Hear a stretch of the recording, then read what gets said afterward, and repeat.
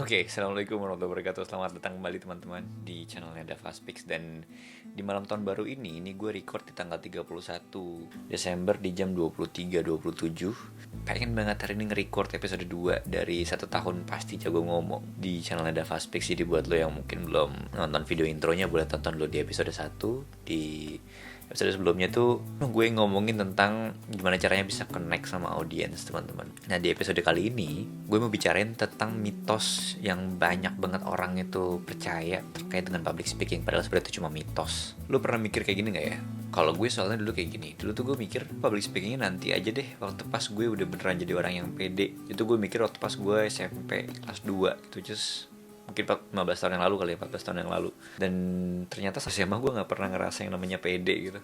Sampai akhirnya pede itu ternyata gue sendiri yang buat. Sementara teman-teman gue yang lain tuh udah kayak maju duluan. Mereka udah pada jadi duluan, udah pada maju duluan, udah pada naik atas panggung duluan, udah pada pede duluan. Dan gue masih tetap di sini ngeliatin mereka semua jadi orang satu persatu. Sampai akhirnya gue tuh sadar banget ya, kalau pede itu bukan kayak baru mulai, tapi untuk bisa pede lu harus mulai. Jadi gue ulang kalimatnya, lu jangan sampai nunggu pede dulu baru mulai, tapi lu harus mulai dulu biar lu akhirnya pede. Itu penting banget loh guys, mindset kayak gitu ternyata. Gue inget banget ya, waktu pas di episode sebelumnya tuh gue sempat ngomong kalau misalnya gue tuh public speaking pertama gue tuh gagal banget, gagal total. 1,5 menit gue nyalain mikrofon. Dan setelah gue public speaking itu, yang gue lakukan itu adalah bukannya sedih, bukannya marah sama diri gue sendiri, atau bukannya kecewa, tapi gue nyoba lagi.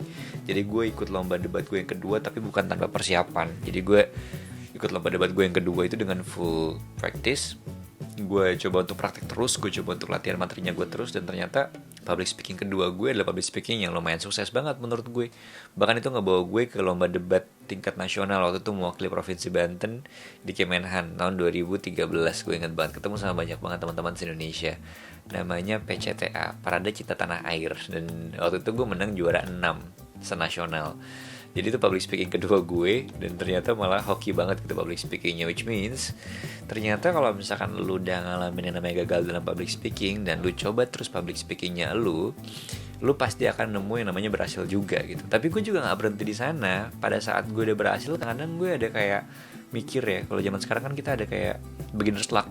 Nah, gue waktu itu mikirnya gitu, jangan-jangan ini beginner's luck aja nih. Kayak lu jago di kesempatan pertama itu kan biasanya namanya beginner's luck kan.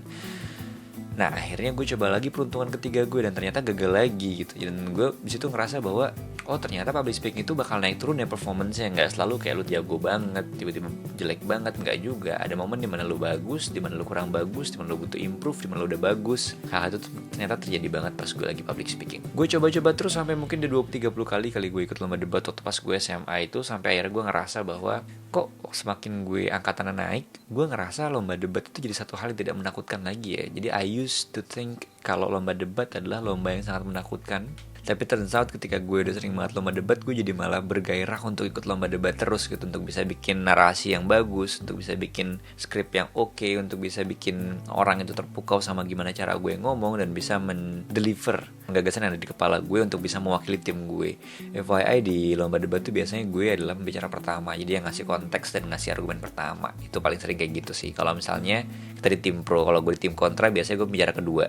Jadi yang nge-counter pembicara pertama dari tim pro biasanya gitu. Jadi poin pentingnya adalah PD itu muncul setelah ada aksi. Nah, yang kedua, gue juga menemukan fakta bahwa gugup itu bukan tanda gagal. Karena kadang kalau misalnya mitosnya adalah orang tuh nganggep kalau misalnya gugup sama dengan gagal. Padahal gugup itu gak sama sekali gagal guys. Gugup itu adalah reaksi umum manusia ketika mereka merasa ada dalam ketidakpastian. Lu kalau mau nembak cewek, lu pasti gugup lah. Gak mungkin gak. Kenapa? Karena lu tahu ada ketidakpastian di sana. Walaupun mungkin 80% diterima, tapi tetap aja ada 20% ditolak kan gitu kan. Jadi ketidakpastian tuh muncul. Dan gugup bukan berarti tanda gagal. Gugup tanda lu adalah orang yang sudah masuk ke fase keluar dari zona nyaman. That is why lu becoming nervous. Jadi buang jauh-jauh mitosnya tadi. Faktanya gugup itu adalah proses. Itu manusiawi banget teman-teman. Nah, yang ketiga, kalau lu public speaking salah berarti lu gagal juga. Enggak juga. Padahal menurut gue ya, salah dalam public speaking itu bagian dari progres banget. Nggak ada orang yang kayak selalu benar pas lagi public speaking. Gue pun yang udah lewatin 500 panggung, 1000 panggung yang ke-record di tim Dava Speaks, itu kayak ya karena salah juga. Which is wajar lah, manusia namanya juga manusia. Kita juga nggak bisa jadi orang yang paling pinter gitu. As simple as that teman-teman. Nah, terus kemudian mitosnya adalah lu nggak akan bisa pede kalau misalkan lu nggak punya value. Nggak juga sih sebenarnya. Faktanya adalah pede itu dibangun karena lu tuh maksa diri lu buat pede dulu. Ada orang yang kalau misalnya lu ajak naik ke atas panggung tapi kalau udahlah gue sikat dulu aja deh. Tapi ada juga orang kalau naik ke atas panggung udah ntar aja deh, dia aja deh yang naik panggung. Nah lu bagian yang mana? Kadang biasanya yang kayak udah gue sikat aja tuh tipikal anak-anak yang extrovert. Jadi lucky for you extroverted people yang bisa berani untuk naik ke atas panggung. Nah buat kamu yang introvert bukan berarti kamu unlucky juga. Introvert just like me ya, gue juga introvert. Itu tandanya kalau misalnya lu introvert, lu bisa berpikir berkali-kali sebelum lu mengucapkan any kind of words. Bukan berarti anak extrovert nggak berpikir berkali-kali, tapi biasanya anak introvert tuh biasa lebih sering berpikir sebelum berbicara. Tapi kalau extrovert tuh cenderung lebih ceplas-ceplos gitu ngomongnya. Makanya kalau yang extrovert itu biasanya jago banget kalau nge-MC acara-acara informal, pensi kampus, pensi sekolah. Tapi kalau misalnya introvert biasa jago banget buat nge-MC acara-acara yang lebih protokoler, yang acaranya mungkin lebih ke lamaran atau weddingan yang formal gitu-gitu tuh biasa introvert jago. Tapi intinya yang mau gue sampaikan di sini adalah PD itu sesuatu yang menurut gue pure mindset sih. Kalau misalkan lu nggak bisa paksa diri lu sendiri, lu nggak akan pernah pede. Intinya di sana sih. Jadi kalau misalkan lu mau jadi orang yang pede, paksa diri lu. Karena gue pribadi selalu gunakan prinsip YOLO. Di episode sebelumnya gue sempat ngomong YOLO, you only live once. Kalau misalkan lu mau pede, lu YOLO aja, maju aja dulu, lu gas dulu aja kesempatan public speakingnya.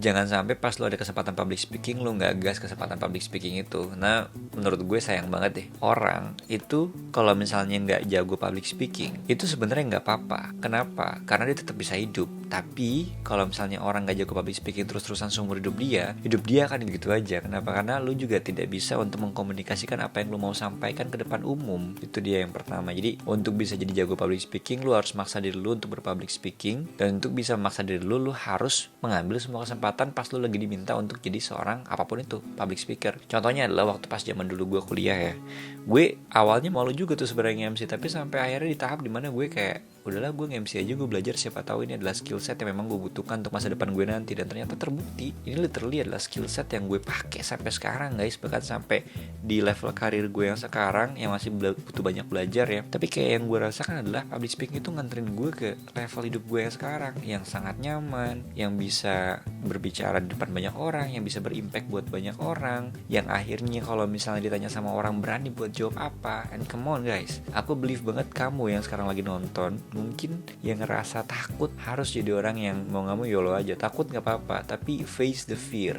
Kalau misalnya kamu face the fear, maka kamu akan bisa public speaking. Rasanya mitos-mitos tadi itu bakal ngebantuin kamu untuk bisa berpikir kembali bahwa itu bukan mitos teman-teman, dan berpikir kembali bahwa ternyata public speaking adalah satu hal yang memang harus kamu pelajari, harus lo pelajarin banget guys. So don't stop learning, just keep learning and learn with me di playlist gue setahun dijamin jago public speaking episode selanjutnya. We'll see you.